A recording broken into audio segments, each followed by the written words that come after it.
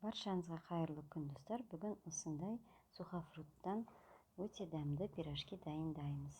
Ол үшін бізге жылы сүт және ашытқы екеуін араластырып, бір 10-15 минутқа қойып қоямыз. Содан кейін сары май ерітілген қосамыз. Бір жұмыртқа қосамыз. Барлығын жақсылап араластырамыз. Содан кейін аздап тұз, секер қосып, ең соңында ұн қосып, барлығын жақсылап араластырып, қамыр жасаймыз. Осындай пирожки өте жұмсақ, мамықтай жұмсақ болады. Барлық балаларыңыз да барлығы жеп қояды.